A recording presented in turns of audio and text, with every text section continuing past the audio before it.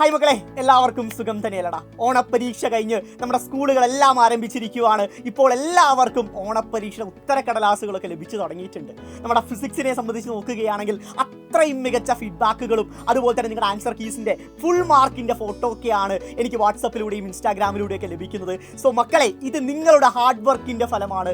രാവും പകലുമില്ലാതെ നിങ്ങൾ ഓണപ്പരീക്ഷയ്ക്ക് പഠിച്ചതിൻ്റെ ഫലമാണ് നിങ്ങളുടെ ഉത്തരക്കടലാസിൽ നിങ്ങൾക്ക് കാണാൻ സാധിക്കുന്ന മാർക്കുകൾ. സോ എനിക്കറിയാം എല്ലാവരും ഹാപ്പി ആയിരിക്കും. മക്കളെ, ഈ ഒരു ഹാപ്പിനെസ്സിൻ്റെ കൂടെ തന്നെ നിങ്ങളോട് എനിക്ക് കുറച്ച് കാര്യങ്ങൾ ഓർമ്മപ്പെടുത്തേണ്ടതായിട്ടുണ്ട്. കാരണം പലർക്കും ഒരു കോൺഫിഡൻസ് ലഭിച്ചിട്ടുണ്ടാവും, ഓണപ്പരീക്ഷയ്ക്ക് എനിക്ക് അടിപൊളിയായി തന്നെ പെർഫോം ചെയ്യാൻ സാധിച്ചു, +1 ഫസ്റ്റ് സ്റ്റെപ്പ് ഗംഭീരമായി, അടുത്ത ക്രിസ്മസ് പരീക്ഷയാണ്, അതിലും ഞാൻ അടിപൊളിയായി തന്നെ പെർഫോം ചെയ്യും എന്ന കോൺഫിഡൻസ് ഒക്കെയാണ്. എന്നാൽ പലർക്കും ഉള്ളത് ഒരു ഓവർ കോൺഫിഡൻസ് ആണ്. അതിൻ്റെ കുറച്ച് പ്രശ്നങ്ങൾ ഞാൻ നിങ്ങളെ ഓർമ്മപ്പെടുത്താം മക്കളെ. സോ അതിൽ ആദ്യത്തെ കാര്യം എന്ന് പറഞ്ഞാൽ, ഓണപ്പരീക്ഷ പോലെയല്ല ക്രിസ്മസ് പരീക്ഷ. സാറേ, ക്രിസ്മസ് പരീക്ഷയ്ക്ക് വലിയ കൊമ്പുണ്ടോ? മകളെ, കൊമ്പിനപ്പുറം അവിടെ നിങ്ങൾ ശ്രദ്ധിക്കേണ്ട ഏറ്റവും പ്രധാനപ്പെട്ട കാര്യം ക്രിസ്മസ് പരീക്ഷയുടെ സിലബസാണ്.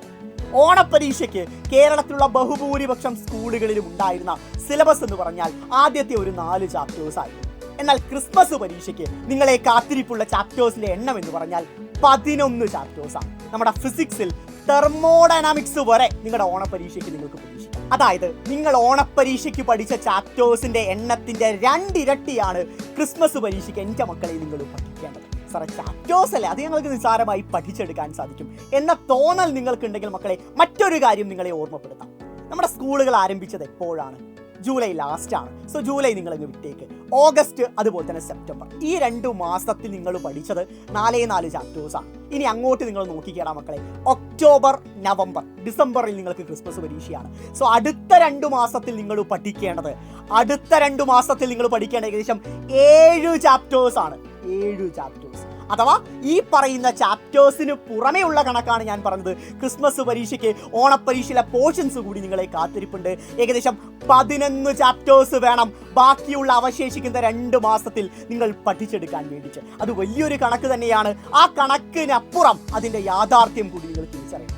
മറ്റൊരു പ്രശ്നം എന്ന് പറഞ്ഞാൽ, മക്കൾ നേരിടാൻ പോകുന്ന മറ്റൊരു പ്രശ്നം എന്ന് പറഞ്ഞു വെച്ചാൽ അത് ക്വസ്റ്റ്യൻ പേപ്പർ തന്നെയാണ്. കാരണം ഇപ്പോൾ നിങ്ങൾക്കൊരു യൂണിറ്റ് ടെസ്റ്റ് പോലെ ക്ലാസ് മുറിയിൽ ഒതുങ്ങുന്ന ഒരു പരീക്ഷയായിരുന്നു ഉണ്ടായിരുന്നത്. എന്നാൽ ക്രിസ്മസ് പരീക്ഷയിൽ നിങ്ങളെ കാത്തിരിപ്പുള്ളത് കേരളത്തിലുള്ള മുഴുവൻ +1 വിദ്യാർത്ഥികൾക്കും ഒരു കോമൺ ആയ ക്വസ്റ്റ്യൻ പേപ്പറാണ്. അതുപോലെ തന്നെ ഒരു പ്രോപ്പർ ക്വസ്റ്റ്യൻ പാറ്റേണിലുമായിരിക്കും ചോദ്യങ്ങൾ വരാനിരിക്കുന്നത്.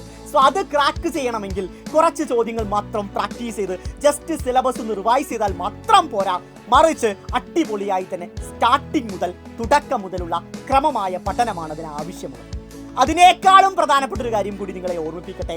ഈ ക്രിസ്മസ് പരീക്ഷ കഴിയുന്നത് ഡിസംബർ മാസമാണ്. ഡിസംബർ മാസം ഏറ്റവും അവസാനമാണ്. നിങ്ങളൊരു കാര്യം തിരിച്ചറിയണം, ജനുവരി വിട്ടേക്ക് ഫെബ്രുവരിയിൽ നിങ്ങൾക്ക് നിങ്ങളുടെ മോഡൽ എക്സാം ആരംഭിക്കും. മാർച്ച് 1 തന്നെ നിങ്ങളുടെ ബോർഡ് എക്സാം ആരംഭിക്കും. അഥവാ ബോർഡ് എക്സാമിനോട് ഏറ്റവും അടുപ്പിച്ച് നടക്കാൻ പോകുന്ന, ഏറ്റവും കൂടുതൽ ചാപ്റ്റേഴ്സ് ഉൾപ്പെടുന്ന, അഥവാ ബോർഡ് എക്സാമിൻ്റെ 90% ചാപ്റ്റേഴ്സും ഉൾപ്പെടുന്ന ഒരു പരീക്ഷയാണ് ക്രിസ്മസ് പരീക്ഷ എന്ന് പറയുന്നത്. സോ അത് അടിപൊളിയായി തന്നെ എല്ലാവരും പ്രിപ്പയർ ചെയ്യണം. തുടക്കം മുതൽ നിങ്ങൾ പഠിക്കണം. കാരണം നിങ്ങളുടെ അതേ അവസ്ഥയോടെ കടന്നു ചെന്നവരാണ് ഞങ്ങളെല്ലാവരും. ഞങ്ങൾക്ക് പറ്റിയ തെറ്റുകൾ ഞങ്ങളുടെ അനിയന്മാർക്കും അനിയത്തിമാർക്കും സംഭവിക്കരുത് എന്നതുകൊണ്ട് തന്നെയാണ് ഇപ്പോൾ തന്നെ നിങ്ങൾക്ക് ഞങ്ങൾ ആ ഒരു കാര്യം പറഞ്ഞു തരുന്നത്. മനസ്സിലാക്കി പഠിക്കുക, അടിപൊളിയായിട്ട് പഠിക്കുക, മികച്ച മാർക്കുകൾ നേടുക. അതുപോലെ തന്നെ ഓണപ്പരീക്ഷയിൽ നിങ്ങൾക്ക് കിട്ടിയ മാർക്കിനെ പറ്റിയുള്ള, ഫിസിക്സിനെ പറ്റിയുള്ള ഫീഡ്ബാക്കുകൾ താഴെ കമൻറ്റ് ചെയ്യാൻ വേണ്ടി മറക്കരുത് മക്കളെ. Love you all. ബൈ.